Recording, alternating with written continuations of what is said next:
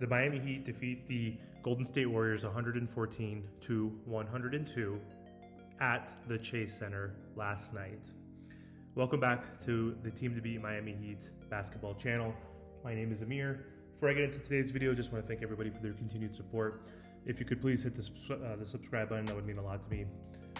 So the Miami Heat ended up winning on the road again, shorthanded against the Golden State Warriors. Jimmy Butler, Kyle Lowry, Haywood Highsmith, and Josh Richardson were all out again for a second consecutive game. This is the fourth game that Jimmy Butler has now missed with his calf injury, and the Miami Heat are now 4-0. Jaime Jaquez has taken the place of Jimmy Butler in the starting lineup and has been sensational as he has been throughout the year.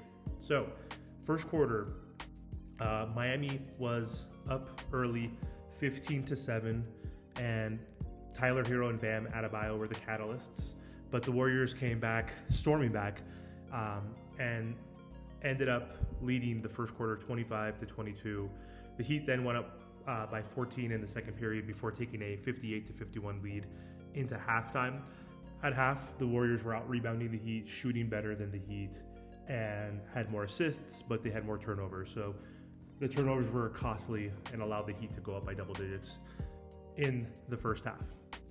The Heat's lead moved up to 22 at most early in the fourth quarter, with Curry and Thompson pulled at that stage, and then Golden State emptied their bench for the final 2 minutes. The victory lifted the Heat to the 19-12 record, and this is the first time they've been above 7 games above 500 this year. So in addition to the fourth quarter, or for the fourth consecutive game without Butler due to his calf injury, Caleb Martin also was out. He sustained an ankle injury on Christmas night over the Philadelphia 76ers. So the depth again was further limited, with Richardson being sidelined for a second game due to back pain. But the Heat rolled out with a bunch of their G League undrafted folks like RJ Hampton, who started. Jamal Cain had his best game of the year. Off the bench, he played spectacular. Duncan Robinson was off last night and provided a little off the bench. So Cain was used for his athleticism, and he crushed it last night, both on the offensive end and the defensive end. He tied his career high with 18 points. He only had 18 points, 6 boards on 7 of 14 shooting, which was awesome. Tyler Herro continued to play well. He scored the most for the Miami Heat, 26 points on 10 of 18 shooting, 3 for 7 from 3. So he did what he needed to do with Jimmy being out again for another game.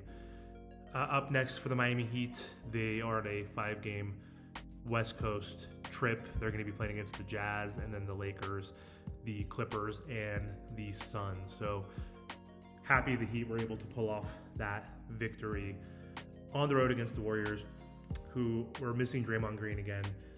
The Warriors are not as good as they used to be, but they're still a really good team, and I think they're still going to make some noise in the West. Eventually, I think Andrew Wiggins is starting to play a little better. Jonathan Kuminga is a player that I really like, who stepped up and is a good developing player, as well as Moses Moody. But he got a much-needed victory.